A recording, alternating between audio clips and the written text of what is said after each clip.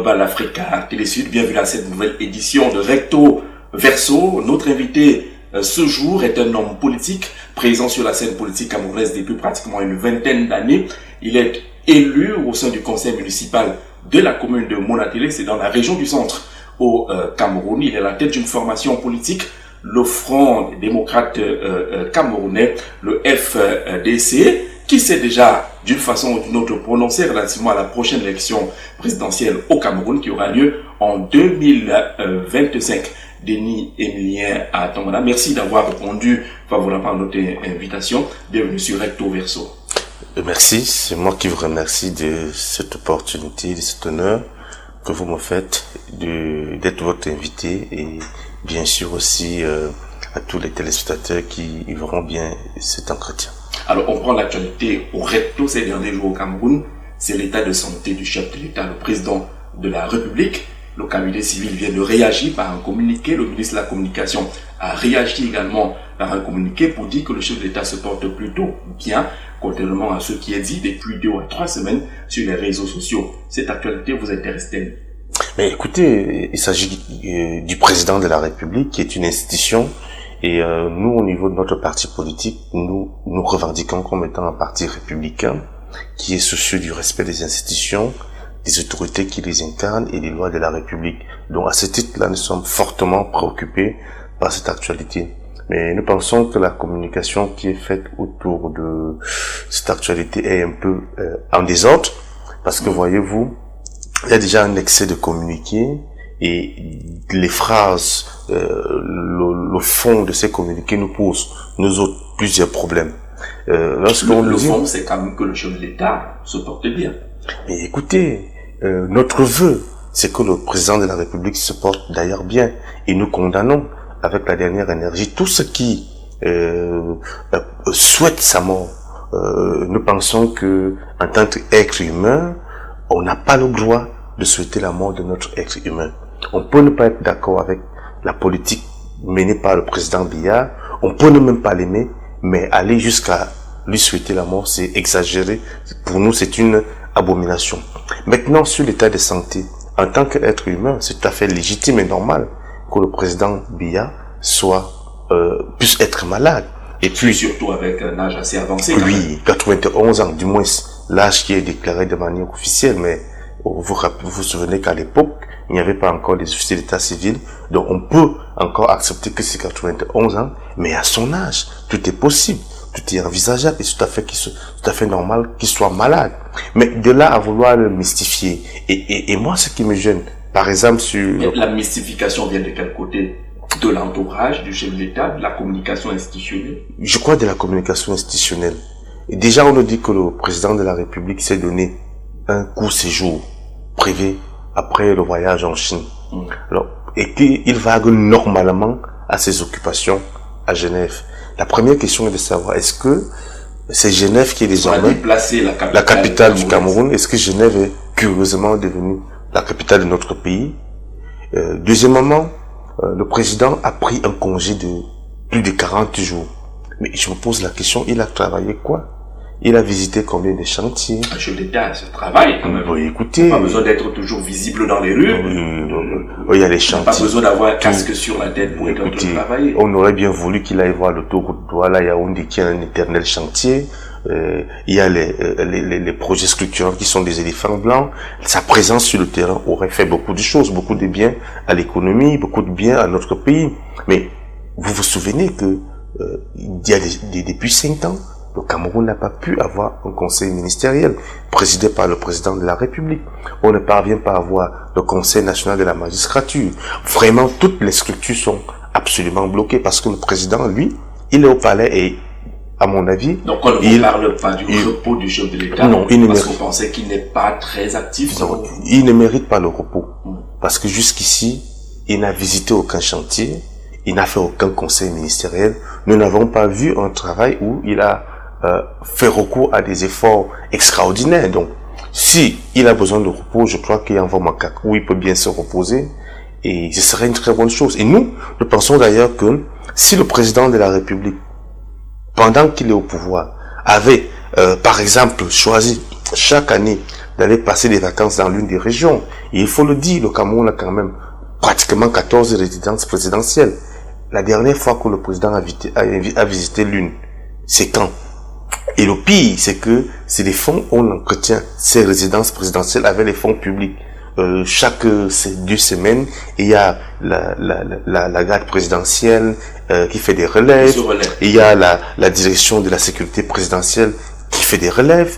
Et tous ces gens-là sont en mission, ils sont payés avec l'argent du contribuable. Et pourtant, le président de la République n'y va pas. Il va plutôt à Genève. C'est un être humain qui a le droit d'être malade. Il a également le droit de se reposer. Nous ne refusons. Pour rester dans votre logique. J'y suis, mais j'estime que si il avait pris chaque année seulement 2 semaines pour aller se reposer dans l'une des 10 régions du Cameroun, cela aurait fait des biens à notre pays. Il serait parfaitement au parfum des différents chantiers qui dorment, qui sommeillent et qui n'ont jamais été livrés jusqu'aujourd'hui. Il aurait le A1 de tout ce qui se passe dans les régions. Et puis, cela pourrait favoriser et développer le tourisme local. Parce qu'il y a des choses, il y a des merveilles qui sont dans nos différentes régions, mais qui ne sont pas connues et sues par la majorité des Camerounais. Donc, le président de la République, en tant que premier citoyen, en tant que premier touriste, aurait pu impulser ce tourisme local-là en visitant, en prenant des congés dans chacune des régions, et ça aurait été très formidable. Alors, à quoi ça sert d'entretenir 14 résidences présidentielles alors que le président n'y va pas? C'est un problème d'efficacité et notre pays aujourd'hui fait face à des tensions de trésorerie. Donc il faut utiliser les ressources de l'État de manière efficiente. Donc pour moi, le président ne mérite pas un court séjour, que ce soit un court séjour ou un long séjour privé. Le dire dans une correspondance, dans un communiqué, est une faute communicationnelle, parce que pour moi, le président jusqu'ici, je ne vois pas depuis les 5 dernières années quel chantier il a visité, quelle réunion il a présidé pour mériter un tel repos. Alors vous avez donc ces communiqués qui sont en fait des réactions, parce que les réseaux sociaux ont occupé l'espace depuis pratiquement 3 semaines. Est-ce qu'une communication en réaction n'est pas une faute également communicationnelle lorsqu'on sait qu'il est, qu'Alex Béa l'a dit, important pour le peuple de savoir où va le président et comment il se porte? Notre position au niveau du FDC est simple. Nous voulons que le président de la République se porte bien. Nous voulons qu'il finisse son mandat. Il a été élu pour 7 ans, tel que dispose notre Constitution, et il serait d'ailleurs normal qu'il achève son mandat. La deuxième chose est que, si effectivement le président se porte bien, pourquoi il ne rentre pas? 40 jours hors du pays, à Genève, c'est quand même cruel. S'il se porte bien, et ceux qui font, on n'a pas besoin aujourd'hui de se contenter des petits communiqués que le président va rentrer. S'il est établi qu'il se porte bien, et je précise que... Ce sera la meilleure communication. Qu'il nous revienne, et nous souhaitons qu'il nous revienne d'ailleurs en pleine forme, en bonne santé, que de retour qu'il puisse présider par exemple un conseil ministériel. Parce que dans la vie d'un pays, le conseil ministériel est extrêmement important. C'est un organe d'arbitrage. Et lorsqu'on voit aujourd'hui notre pays, on a pratiquement 2 gouvernements. On a un gouvernement qui est géré par le Premier ministre, on a notre gouvernement qui est géré par le secrétaire général de la présidence de la République. Il y a une cacophonie générale et on ne sait même plus qui fait quoi, qui est censé faire quoi. Et puis, on a aussi une forte impression que notre pays est pratiquement devenu un Vatican, où à la présidence de la République, on a le Saint-Siège avec un pape. Et puis, les autres institutions, on a des évêchés avec des évêques à la tête. Vous l'avez dit dans une récente communication, Monsieur le Président, vous comparez la République du Cameroun à l'Église catholique avec le pape, le souverain pontife, qui règne au palais d'Étoudi. Le Sénat est conduit par un évêque, les membres du gouvernement seraient également des évêques. Ce n'est plus une république, ce que vous décrivez. Mais c'est curieux parce que sous nos yeux, notre pays a été partagé en évêché. Vous savez que à l'église... Vous êtes chrétien catholique? Oui, mais écoutez, j'ai été baptisé à l'église catholique. Voilà pourquoi je fais cette analogie. Ça semble marcher bien, l'église catholique, cette organisation. Oui, parce que l'évêque a son territoire et parfois il peut faire tout ce qu'il veut.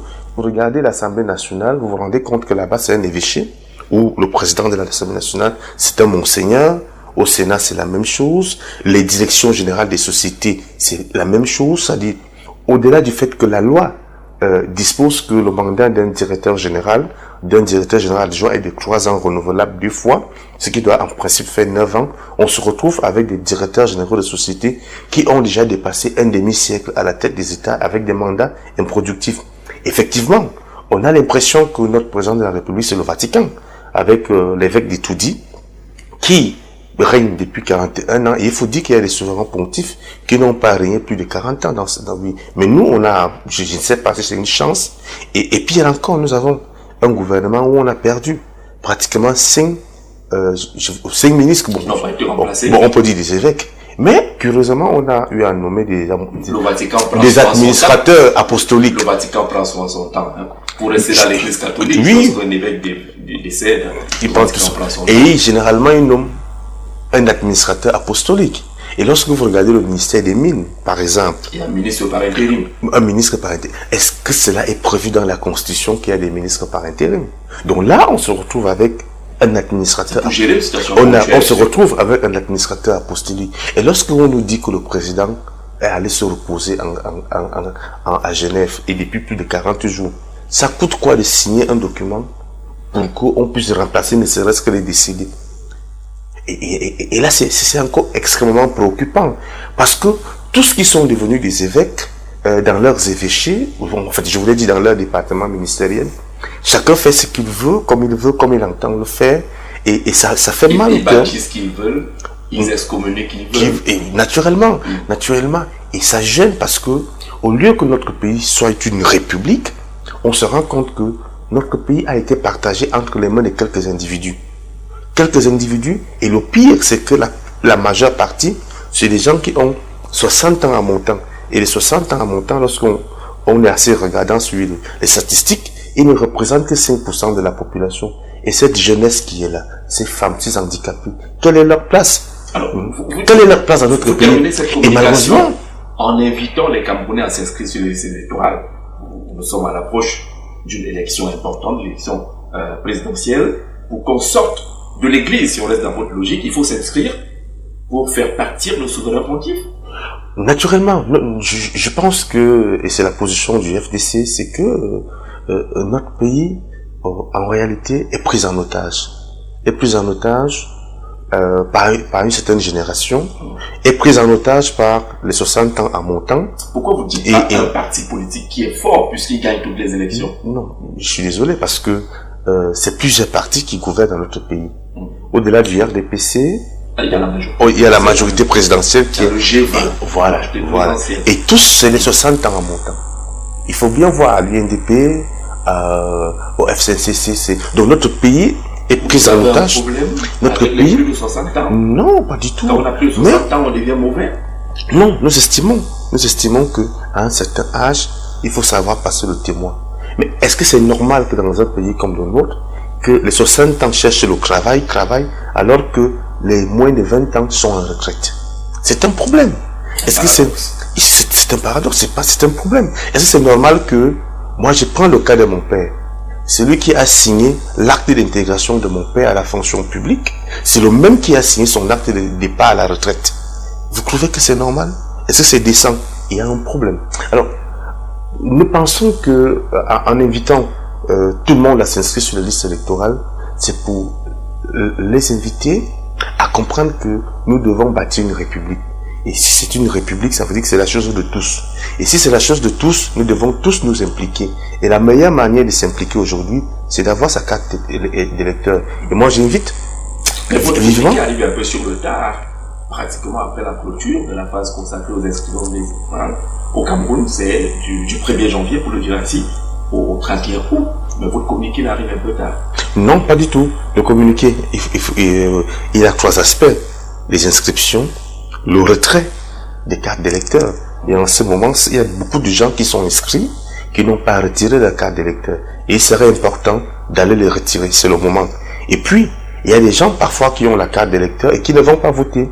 Donc nous, en tant qu'acteurs politiques permanents, on en profite à tout moment pour sensibiliser que oui, il faut être inscrit, il faut avoir sa carte, mais il faut aussi aller voter. Et puis, janvier, les inscriptions vont recommencer dans quelques jours, en janvier, dès le 2 janvier. Les inscriptions vont recommencer. Et puis, c'est l'occasion pour moi d'interpeller tous ceux qui sont en âge de voter en leur disant n'attendez pas août. Parce que l'année 2025, les inscriptions ne vont pas atteindre le mois d'août. Probablement, c'est la convocation de le corps électoral sera convoqué pratiquement au mois de juin. Donc dès le 2 janvier, que des gens envahissent en masse les antennes de l'ECAM pour s'inscrire. Et moi je suis contre cette communication qui est faite par certains collègues des partis de l'opposition qui, au lieu de capitaliser l'engouement qui existe en ce moment, se permettent encore aujourd'hui d'accuser l'ECAM de créer un découragement. Il faut dire aux gens que si nous sommes inscrits en masse, par exemple, nous avons un potentiel d'électeurs qui pourrait aller autour de 15 millions. Alors si nous avons 15 millions d'inscrits, 15 millions d'électeurs et que chacun se mobilise pour aller voter, surveiller son vote, tout est possible. En Afrique de l'Ouest, ça marche. Dans d'autres pays, ça marche. Le problème chez nous ici, c'est que... il y a quand même un vent de découragement au Cameroun. Certains Camerounais en sont arrivés, pour utiliser une expression camerounaise, on va faire comment? Chaque fois que je dis, je ne fais pas la politique, je ne fais pas la politique, ceux qui sont aux affaires vont boire un verre de champagne en disant que celui-là est intelligent. Il a compris. Et par conséquent, ils peuvent faire encore 200 ans au pouvoir. Et je le dis aussi à beaucoup que ceux qui sont députés ne sont pas des extraterrestres.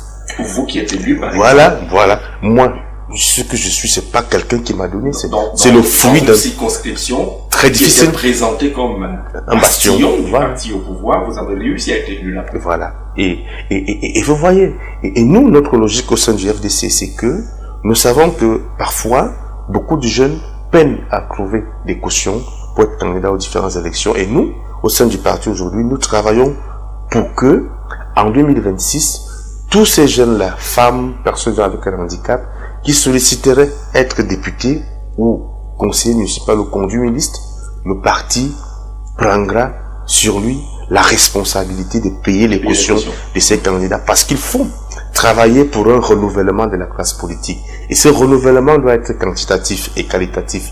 Et au sein du parti, il y a des formations que nous faisons, que nous envisageons continuer pour qu'on puisse avoir une classe politique de qualité et en quantité. Et cela est bien possible parce que nous, on pense plus aux questions de jeunesse et au-delà du parti, moi j'ai beaucoup travaillé en tant que leader associatif sur des questions de leadership en milieu scolaire.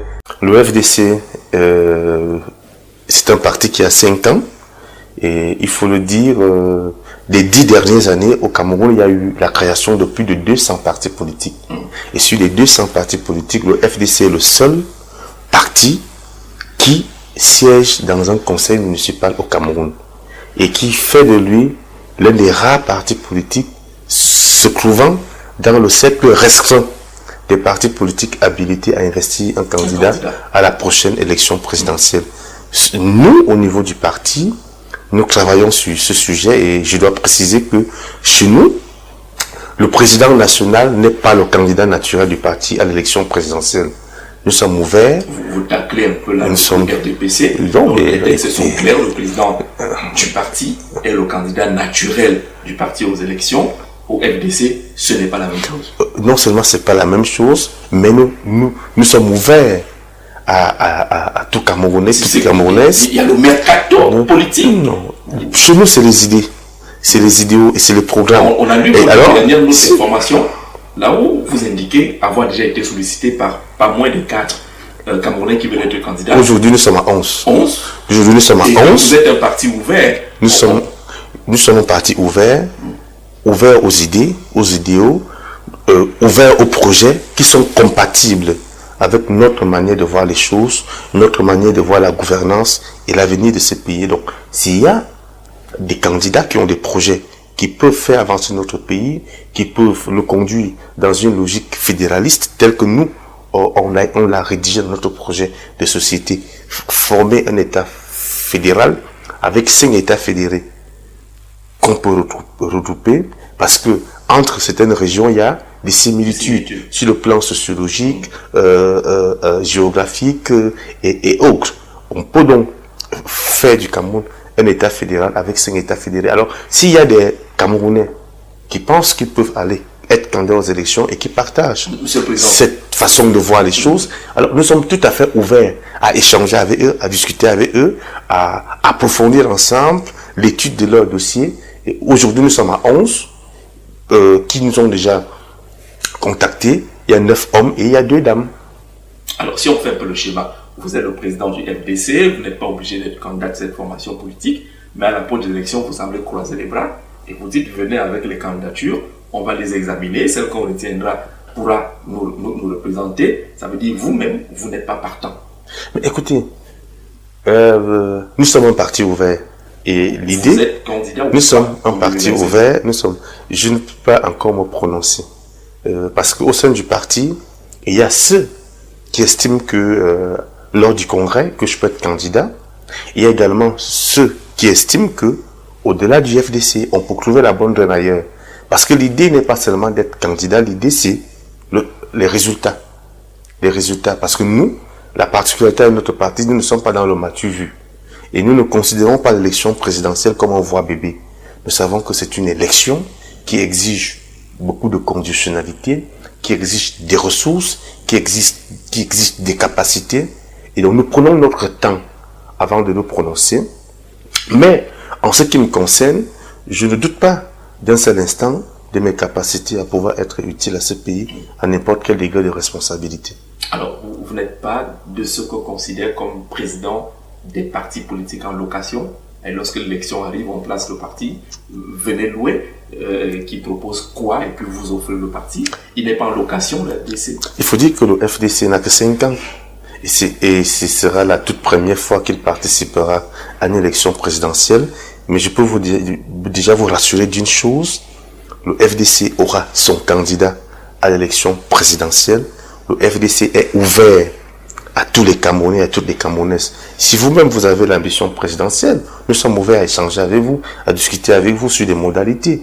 Au cas où on s'entend, on se comprend et que les idées sont compatibles, pourquoi ne pas faire avec vous? Nous ne sommes pas dans l'exclusion, oui, comme certains le font déjà. Donc, le premier élément d'investiture chez vous, c'est quoi? L'idéologie? Le premier élément d'investiture, lorsque vous sollicitez, vous venez d'abord prendre notre carte de membre. Là, vous pouvez discuter de l'investiture. Allez vous laisser de côté votre propre parti politique qui ne peut pas être éligible parce que n'ayant pas d'élus, ne pouvant pas rassembler les 300 signatures, vous laissez de côté, vous pouvez avoir la carte du FDC. Naturellement, parce que c'est un marché comme vous ouvrez. Parce que lorsque vous êtes candidat à une élection, vous êtes astreint à signer un document, l'attestation sur l'honneur, la déclaration sur l'honneur, oui, qui atteste que vous appartenez à un seul parti politique. Donc, pour être en conformité avec ce document que vous appelez à signer lors de l'investiture, il faut au préalable prendre la carte de membre du FDC. Et cette condition semble décourager certains lorsqu'on leur demande. Et il faut d'abord prendre notre carte.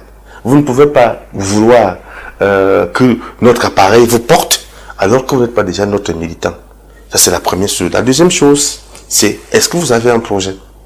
Quel est votre projet pour le pays? Est-ce que ce projet est compatible avec le nôtre? Donc, on n'est pas forcément dans l'idée de location du parti parce qu'on n'en a pas besoin. Le FDC... Parce qu'il paraît qu'il y a des leaders politiques qui se baladent avec des mallettes d'importantes sommes d'argent pour chercher un parti ouvert. Mais écoutez, monsieur Jean-Jacques, moi je n'ai pas l'habitude de me soigner des maladies dont je ne souffre pas. Pour le moment, je n'ai pas encore reçu un leader politique qui a les sacs banjok ou les mallettes d'argent. Pour le moment, nous, on parle des idées, on parle des projets, du programme politique que certains peuvent nous présenter. Et puis nous, on ne se limite pas uniquement à l'élection présidentielle. Parce que l'un des sujets qu'on a observé avec ceux-là qui sollicitent le FDC comme appareil, c'est après la présidentielle. C'est quoi le projet? Il y a les élections municipales et législatives. Comment est-ce qu'on travaille? On a besoin de ne plus avoir une majorité obèse au sein du Parlement, parce que au-delà de l'élection présidentielle, il faut que les Camerounais comprennent que beaucoup de choses peuvent être changées au Parlement. Beaucoup de choses peuvent être changées à l'Assemblée nationale. On peut changer les vies des Camerounais à partir des communes. Aussi. Et voilà. Et donc, il ne faut pas que les gens pensent que la politique au Cameroun se limite seulement à l'élection présidentielle, à aller à étudier. C'est pourquoi nous autres, on a commencé par le bas. Et on apprend, ça nous a permis de mieux comprendre les années passées de mieux étudier le marigot camerounais, parce que la politique au Cameroun, elle n'est pas aussi facile que les gens pensent. Entrer à étudier n'est pas aussi évident que les gens pensent. Ça suppose un travail permanent. Moi, personnellement, la politique, c'est pour moi un travail. C'est devenu pour moi un métier. Et je vais vous dire, moi, je n'ai jamais fait un concours d'accès à la fonction publique. Je n'ai jamais fait un concours, un dossier de recrutement dans une administration ou dans une entreprise privée. Aujourd'hui, je suis patron de mon cabinet, de mon entreprise, et à partir de cette entreprise-là, je parviens à faire chauffer. Et puis je suis consultant sur beaucoup de consultants sur des programmes, que ce soit avec la coopération allemande, l'ambassade des États-Unis, l'USAID, sur lesquels je travaille sur des projets, et ça permet de faire chauffer la marmite à la maison et de pouvoir aussi soutenir les idées qui sont portées au sein du parti. Pour revenir à cette élection qui est annoncée, votre option, vous l'avez expliqué, vous ouvrez le parti avec des conditions qui vont avec. En face, il y en a qui recherchent la possibilité d'une unité, d'une union de l'opposition. Ça ne vous intéresse pas aller vers un candidat unique de l'opposition? Écoutez, moi personnellement, ça c'est mon avis personnel, l'idée de candidat unique de l'opposition, déjà elle n'est pas possible. Parce que, quoi qu'on dise, le régime en face va faire germer d'autres candidats qui diront qu'ils sont de l'opposition. Ça, c'est déjà une chose. Deuxième chose, nous ne sommes ouverts. C'est quoi ce genre de candidat Deuxième chose, que le régime met en place? Non, il y aura des candidats. Il y aura des candidats que le régime va encourager. Qui font semblant d'être avec de l'opposition, oui. Qui seront même plus violents que les vrais opposants. Juste pour faire diversion et partager les voix. C'est une chose. L'autre chose, c'est que l'idée pour nous de mettre sur pied des coalitions, des alliances, ne doit pas seulement être fixée sur l'élection présidentielle. Nous pensons que les coalitions doivent commencer à partir des élections locales. Oui. Vous pensez seulement? Non. Vous ne l'initiez pas pour que les gens vous suivent? Non. Les coalitions entre partis politiques doivent commencer à partir des élections locales. Si moi j'ai mon parti qui est installé dans telle zone et que j'ai des militants de ce côté-là, je ne suis pas obligé de faire des candidats. Si c'est tel parti qui est plus fort là-bas, alors j'oriente mes militants à soutenir ce parti politique. Parce que ce qui tue les coalitions au Cameroun, c'est quoi? C'est que les gens pensent que la coalition, c'est une union des noms des individus. La coalition doit se faire en fonction du poids politique.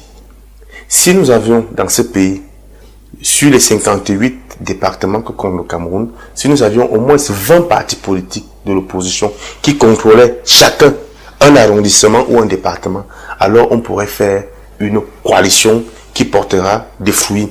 Mais quelle est cette histoire où on vous demande de faire un candidat unique de l'opposition, de faire une coalition des partis politiques avec des partis politiques qui ne sont jamais allés dans une élection, même pas dans une commune. Un parti politique où le président, même sa femme n'est pas militant de son parti politique. Vous voulez qu'on fasse quel type de coalition avec ce genre de parti politique?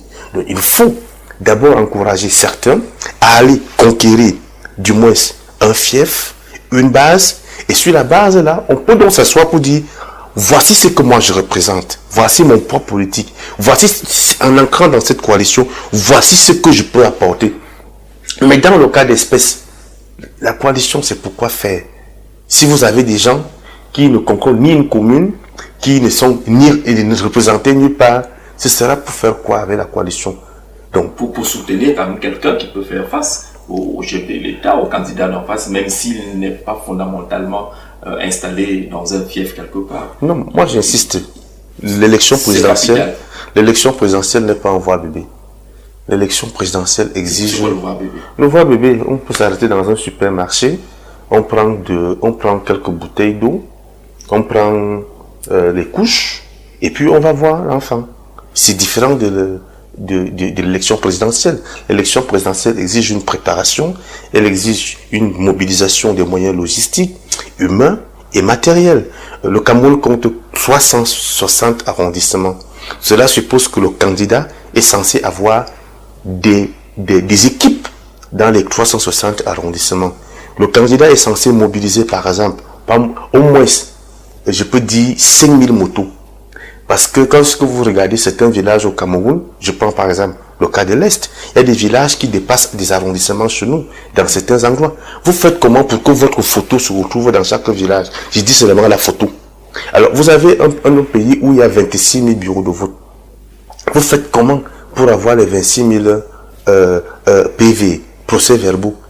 Aux dernières élections présidentielles, en 2018, aucun candidat de l'opposition n'a pu mobiliser 4 000 observateurs ou représentants des partis dans les bureaux de vote. Je dis bien aucun. Mais il faut que les gens arrêtent avec les... Mais ça peut passer justement par une coalition. Vous pouvez faire, contre mauvaise fortune, bon cœur, si vous êtes déterminé à déloger le souverain pontife, comme vous le dites, qui est du côté des Tutsis. Pourquoi cela n'a pas été possible? Il y a des gens qui ont parlé des coalitions. Il y a eu des candidats qui étaient portés par des coalitions. Cela n'a pas été possible. Pourquoi? Parce que c'est des coalitions vides. Vides parce que c'est une addition de noms des partis politiques qui n'ont aucun poids politique. Je vous dis, si vous avez une coalition où chaque parti contrôle ne serait-ce qu'une commune, ou 2 ou 3, et qui se mettent ensemble, ils ont des moyens, des hommes, pour pouvoir faire campagne, mobiliser. Mais vous avez quelqu'un qui n'a pas le vélo. Il vous dit qu'il va battre le RDPC aux élections. Alors que pour faire la campagne au Cameroun, il est nécessaire d'avoir au moins dans chaque arrondissement une pick-up. Ça fait 360 pick-up. Maintenant, par département, il vous faut 58 pick-up 4x4. Et vous savez que les élections se passent lorsqu'il y a les pluies. Et que même avec votre pick-up, vous ne pouvez même pas accéder à certains endroits. Parce qu'il vous faut des gros bras pour pousser dans certaines zones. Donc ça devient extrêmement difficile. Il vous faut des motos. Donc, le schéma que vous faites semble indiquer qu'une victoire de l'opposition est impossible au Cameroun. Non, elle est bel et bien possible. À condition de considérer que l'élection présidentielle n'est pas le voie bébé. Elle est possible. Et là, dans les conditions actuelles, il va être tard. Parce que les municipales législatives, pour espérer avoir des partis politiques représentés ne serait-ce qu'au niveau communal, il va falloir plutôt attendre l'après-présidentielle. Pourquoi il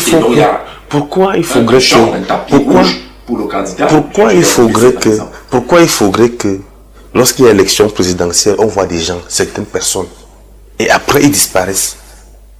Vous pensez que c'est avec ce genre de personnes on peut faire des coalitions? C'est difficile. Donc il faut que les gens soient sérieux. Vous croyez que nous autres là... Les noms qui émergent actuellement, pour lesquels il y a un débat autour de doit-il être candidat de l'opposition, vous pensez que ce sont les politiciens des lendemains de pluie, de la 25e heure, Maurice Kamto par exemple, Akérémouna Mouna par exemple? Écoutez, moi je n'ai pas envie de prononcer des noms, mais je pense qu'on a beaucoup de politiciens du dimanche, beaucoup, qui ne sont pas sérieux et qui pensent que la politique se limite uniquement à l'élection présidentielle. Ils sont au niveau présidentiel. Au niveau présidentiel. Le pays ici, à partir des communes, on peut transformer les vies des gens. À partir de l'Assemblée nationale, nous au niveau du FDC, nous pensons que ce n'est pas être président à tout prix. Non. Mais d'impacter au moins à quelques niveaux. À quelques niveaux, oui. Moi, je vous dis, dans ma commune, il y a des choses que j'ai fait évoluer énormément. Parce que je suis au sein du conseil. Il y a des pratiques qui ne se font plus. Alors, mais vous imaginez donc, si on généralise dans tout le Cameroun, avec des élus de ces gens, beaucoup de choses vont changer dans notre pays. Beaucoup. Il faut que les gens arrêtent de se moquer des Camerounais en faisant croire aux Camerounais que la politique au Cameroun, ce n'est qu'à l'élection présidentielle. Et qu'à l'élection présidentielle, il faut avoir un candidat unique pour pouvoir gagner, non. S'il y a un candidat qui considère que l'élection présidentielle n'est pas le voie bébé et qui réunit les conditions, les moyens, on n'a pas besoin d'une addition des noms des individus ou bien des noms des partis politiques. Ce candidat-là va bel et bien gagner les élections, à condition qu'il ait les moyens financiers, humains, matériels et logistiques. C'est aussi simple que ça. Alors, dans l'actualité au moins, il est dit qu'il y a un candidat, vous ne voulez pas citer le nom, Akérémouna Mouna, qui a déjà un certain nombre de partis politiques qui soutiennent sa candidature sous le couvert du parti Univers. Je crois que c'est un parti d'emprunt, l'Univers de ce côté. Vous pensez, vous regardez cela en rigolant? Mais écoutez, moi, félicitations, il a pu trouver un parti pour l'investir. Bon, maintenant, lorsque vous dites qu'il y a les partis politiques, je voudrais bien que vous me citez les noms de ces partis politiques qui portent cette coalition et que vous me dites quel est le poids politique de ces différents partis politiques.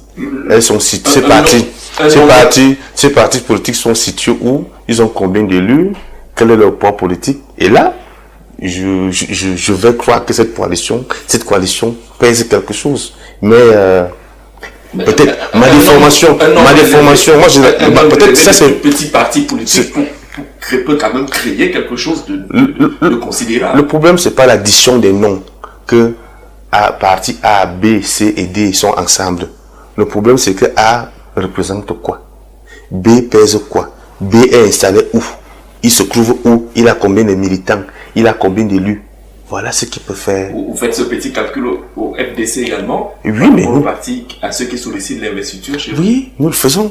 Parce que peut-être que c'est une déformation de politologue que je suis. Mais la politique, je ne la regarde pas comme le voit bébé. La politique, je la considère comme une activité extrêmement sérieuse. Parce qu'elle gère le destin des gens. Elle gère la vie des gens. Et au Cameroun, j'ai l'impression qu'il y a beaucoup de comédiens. On a pensé que, mais est-ce que vous trouvez normal que lorsqu'il y a les élections municipales législatives, qu'il y ait aujourd'hui on est plus après des 400, que sur près de 400 partis politiques, on ne retrouve que 10 ou 11 partis politiques qui vont aux élections municipales législatives. Nous avions récemment les élections sénatoriales, avec tous ces partis politiques qui bavardent chaque jour à la télé, à la radio. Moi, je vous prends le cas de la région du Centre. Il n'y avait que 2 partis politiques qui sont allés aux élections sénatoriales dans la région du Centre. Il n'y avait que le RDPC et le FDC. Les autres étaient où? Donc, c'est seulement à la présidentielle qu'on doit les voir. Et qu'ils viennent vous dire que si on additionne A plus B et C plus Z, on va gagner l'élection. Non. La politique, ce n'est pas un jeu. C'est une affaire de conquête du pouvoir. Et les gens doivent savoir que la politique, tout comme la liberté, ça se gagne, ça s'arrache. Parce que je suis surpris de certains leaders de parti qui pensent qu'on va leur étaler le tapis rouge, que venez entrer et étudier. Parce qu'ils sont très beaux, non. C'est une bataille, c'est une guerre. Et il faut le faire. Nous autres, nous y sommes depuis des années. Et si on a la chance aujourd'hui d'être élus, c'est justement parce que nous sommes constants dans notre manière de travailler sur le terrain. Élu local. Voilà, on est constant. Voilà. Même si certains vous regardent de haut en estimant que c'est peut-être votre petit niveau là-bas. Mais pour s'arrêter au niveau de ces municipalités, nous sommes à l'ère de la décentralisation. Vous avez tantôt dit qu'on peut impacter, améliorer les conditions de vie des populations à partir de la municipalité, sauf qu'on se plaint encore des retards dans le cadre de la véritable mise en œuvre de la décentralisation au Cameroun. Vous qui êtes au sein des conseils municipaux, est-ce que vous ressentez quelque chose de nouveau, un vent de changement, une volonté de mettre en place la décentralisation? Non, les choses n'ont pas changé. Et nous, notre position au niveau du FDC, elle est simple. C'est justement pour cette raison que nous étions aux élections régionales en disant aux conseillers municipaux, ne votez pas les gens qui ont combattu la décentralisation. Nous étions également aux élections sénatoriales en disant aux conseillers municipaux et régionaux, choisissez des sénateurs qui peuvent parler pour l'intérêt de la décentralisation. Qu'est-ce que nous prenons au niveau du FDC? Nous pensons que on ne doit plus considérer la décentralisation comme étant un transfert des ressources. On doit considérer la décentralisation comme étant un partage des ressources. J'ai dit partager. Donc que cela soit inscrit dans la loi des finances. Que si le Cameroun, comme le budget du Cameroun est par exemple de 6 000 milliards, si les 6 000 milliards, l'État central va conserver 3 000 milliards. Et 3 000 milliards, on va diviser en deux. Une partie pour les conseils régionaux et une autre partie pour les conseils, pour les communes. Cela permettra, par exemple, sur 360 communes, à chaque commune de pouvoir disposer, avoir une allocation budgétaire au moins de 2 milliards.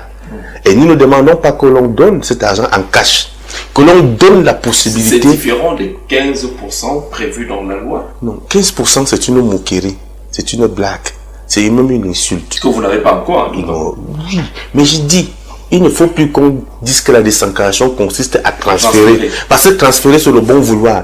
Il faut qu'on aille vers la décentralisation qui consiste à partager. Partager les pouvoirs, partager les ressources. Parce qu'imaginez-vous une commune qui a un budget de 2 milliards. Vous pensez qu'il y aura encore un problème d'enclavement? Cette commune peut s'offrir une niveleuse. Et lorsque vous avez une niveleuse, il vous suffit de mettre un peu de gasoil, vous arrangez vos routes. Et moi, j'ai pratiqué beaucoup de communes au Cameroun, beaucoup d'arrondissements, où vous arrivez, vous voyez un tas de plantains qu'on vous vend à 6 000, 7 000 francs. Mais comment vous faites pour quitter avec ce tas de plantains de la brousse pour l'amener à Yaoundé ou bien dans les zones de consommation, justement parce qu'il n'y a pas de route. Alors, une commune qui a 2 milliards de budget peut s'offrir une niveleuse, comme je l'ai dit. Elle peut mettre sur pied un projet pastoral ou bien agro-industriel qui peut absorber le problème de chômage, employer peut-être 500 jeunes, 1000 jeunes dans sa commune. Je dis avec 2 milliards. Parce que près de 60 ans aujourd'hui, tout s'est décidé à Yaoundé. L'argent est décidé à Yaoundé. Parce que quand on dit que le Cameroun est un et indivisible, en réalité, on ne veut pas leur dire que c'est le Cameroun. On veut leur dire que c'est le budget qui est indivisible. Et que ce budget, ça doit se décider uniquement à Yaoundé. Et nous, notre position au niveau du FDC, c'est qu'il faut donc partager ce budget. Ce budget entre l'État central, les conseils régionaux et les communes. Parce que si la région, par exemple, on nous dit aujourd'hui que les conseils régionaux ont 3 milliards de budget.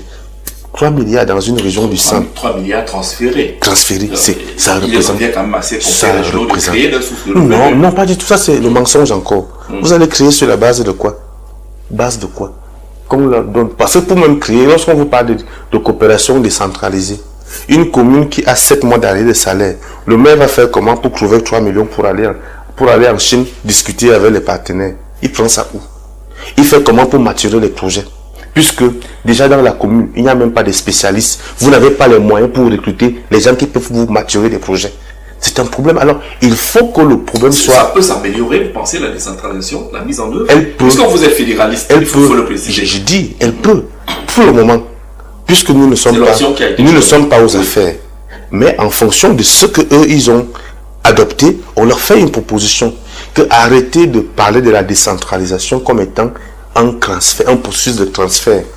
Parler de la décentralisation comme un processus de partage de pouvoir, partage des ressources. Parce que si on le fait... Et les ressources, il y en a.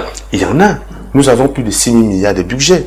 Si les douanes collectent, par exemple, 1500 milliards, il suffit de faire une règle. On dit 40% de cet argent reste au niveau central. 30% on verse au niveau des conseils régionaux, 30% au niveau des communes. Et je vous assure, Monsieur Jean-Jacques Zé, en 5 ans, le Cameroun connaîtra une révolution. Parce qu'il n'y aura plus de problème de route. Et là où la route passe, le développement suit. Et les problèmes d'énergie, d'eau, on ne posera plus ces problèmes-là. Même le problème des écoles.